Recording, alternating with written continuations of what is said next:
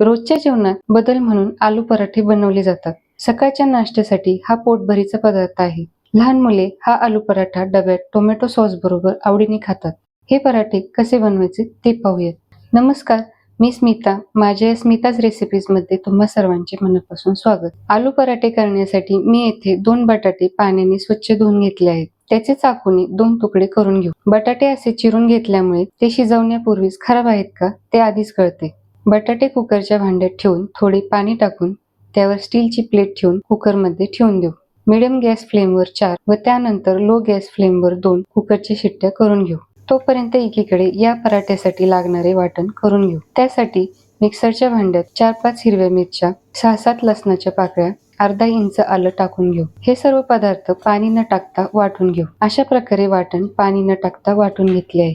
आता या उकडलेल्या बटाट्यांची सालं काढून घेऊ. उकडलेले बटाटे खिसणीवरती खिसून घेऊ. उकडलेले बटाटे खिसून घेतल्यामुळे या मिश्रणात बटाट्याचे मोठे कण तसेच राहत नाही आणि त्यामुळे पराठा लाटताना तो न फाटता व्यवस्थित लाटला जातो. येथे मी दोन्ही बटाटे अशा प्रकारे खिसणीवर खिसून घेतले आहेत. आलू पराठे करण्यासाठी मी परातीमध्ये 1.5 कप गव्हाचे पीठ चाळून घेतले आहे. यामध्ये चवीनुसार मीठ, आलं लसूण हिरवी मिरचीचे वाटण, उकडून खिसून घेतलेला बटाटा टाकून हे सर्व मिश्रण आधी पाणी न टाकताच मळून घेऊ. सुरुवातीला उकडलेल्या व खिसणीवरती खिसून घेतलेल्या बटाट्यामध्ये गव्हाचे पीठ चांगले मळून घेऊ.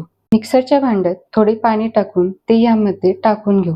त्यानंतर आवश्यकतेप्रमाणे पाणी टाकून पीठ घट्ट मळून घेऊ. मळून झालेल्या पिठावर 1 स्पून तेल टाकून पुन्हा पीठ सलम करून घेऊ. आता हे पीठ काचेच्या बाउलमध्ये 5 ते 10 मिनिटांसाठी झाकून ठेवून देऊ. 5 ते 10 मिनिटं झाले आहेत. आता यातील एक पिठाचा उंडा हातावरती घेऊन त्याला थोडेसे तेलाचे बोट लावून तो गोल करून घेऊ. पिठी लावून पोळपाटावरती हा उंडा लाटायला घेऊ. तोपर्यंत उरलेले पीठ झाकून ठेवू. हा पराठा हलक्या हाताने गोल फिरवत लाटून घेऊ. एका ठिकाणी जाड, एका ठिकाणी पातळ न लाटता सर्व बाजूने एकसमान लाटून घेऊ. मी इतपत आकाराचा व जाडीचा पराठा लाटून घेतला आहे. असा पराठा लाटल्यामुळे पराठा खाल्ल्यानंतर हेवी फील होत नाही. पराठा लाटताना मी एकीकडे तवा गरम करायला ठेवला होता. या अशा प्रकारचा जाड किंवा निर्लेपच्या तव्यावरती तूप किंवा तेल लावून पराठ्याच्या दोन्ही बाजू व्यवस्थित भाजून घेऊ.